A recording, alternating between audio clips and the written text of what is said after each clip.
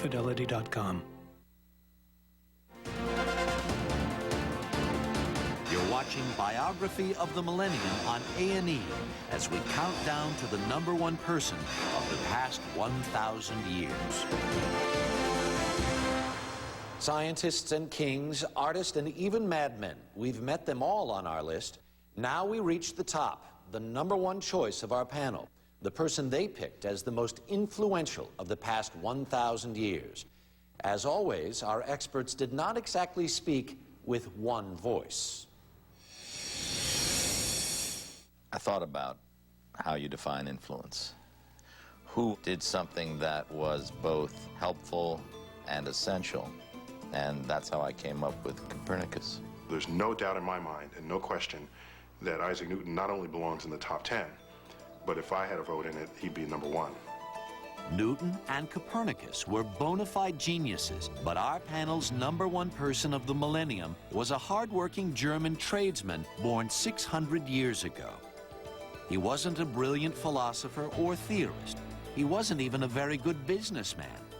But he was persistent and ingenious, laboring for years to perfect one invention. The invention was the printing press. The man, Johann Gutenberg. Gutenberg would be surprised, I think, to be #1 because he was not a genius. Newton knew he was a genius. Copernicus knew he was changing the whole way we looked at the world. Gutenberg was sort of a tinkerer, a shopkeeper, somebody who puts together something, and yet the inventing of the printing press, even if it isn't the great genius who does it, transforms our society perhaps as much as the theory of gravity or the theory of calculus. When Gutenberg printed 200 copies of the Holy Bible in 1455, it marked a turning point in our civilization. Before Gutenberg, if you wanted news, it almost always was oral. The only communication, if you lived in some village somewhere in Europe, the only time you ever heard anything about the outside world was not because a letter or a book arrived, it was because someone arrived, someone came and brought news. Printing was not a new idea. The Chinese and Koreans had used wood and metal type to print, but the process was slow and unwieldy. In the West, most books were hand-copied by monks, but a single volume might take months to produce. Gutenberg's breakthrough came when he combined earlier printing techniques with a new design for movable metal type.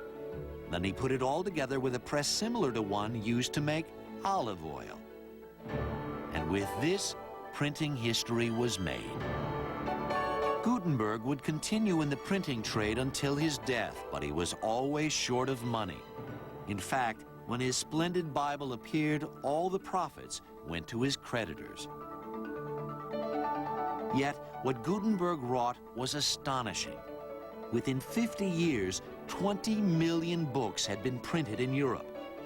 In another 100 years, that number increased tenfold.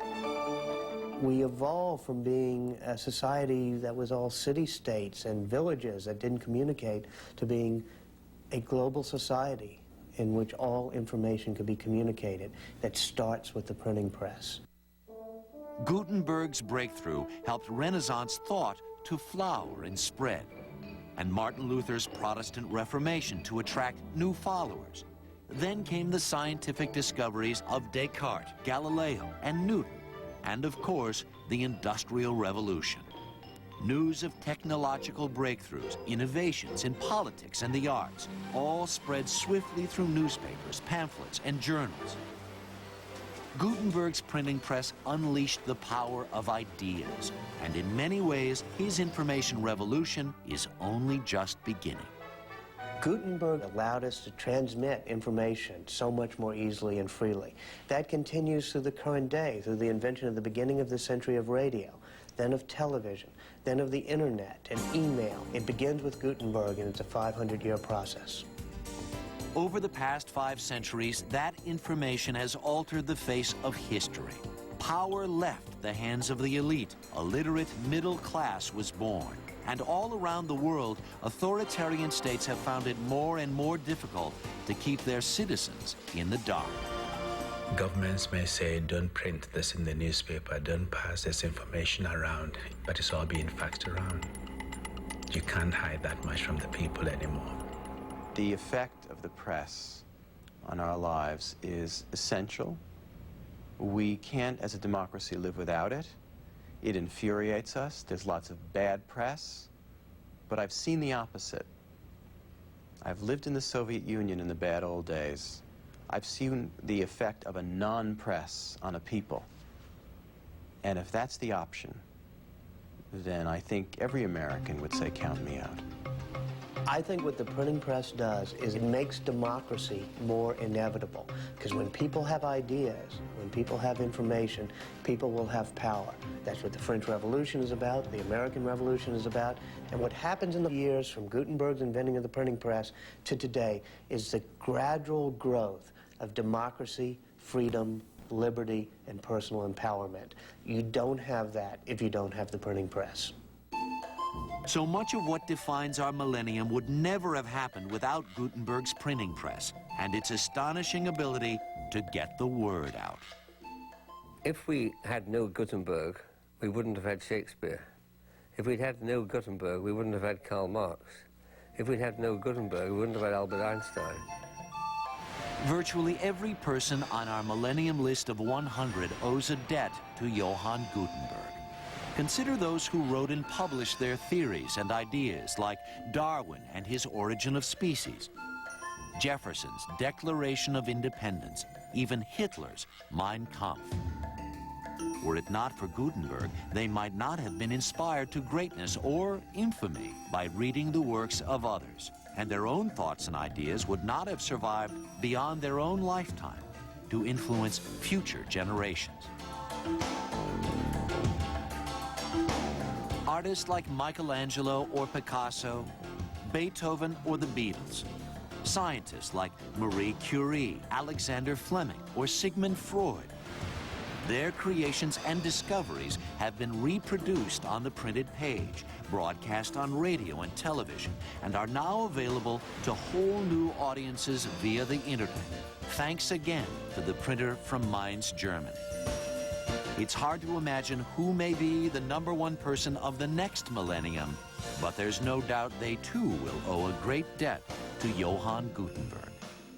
Without Gutenberg, I would say that we wouldn't be entering the next millennium. We would now be contemplating what it would be like to reach the 1600s. We would be 500 years behind our time.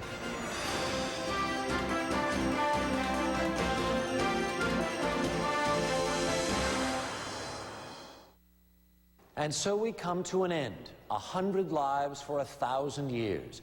Of course, our list is only a beginning. So many remarkable figures were left off, so many creative geniuses and world leaders. In the end, though, the point of this list is not any one individual name, but all of them together. The whole list itself, for it reminds us of the heights and the depths of which we are capable. It shows us the ways that one human being can make a difference, that one life can influence the world for all time. From the Royal Observatory in Greenwich, England, I'm Harry Smith. Good night. The biography of the millennium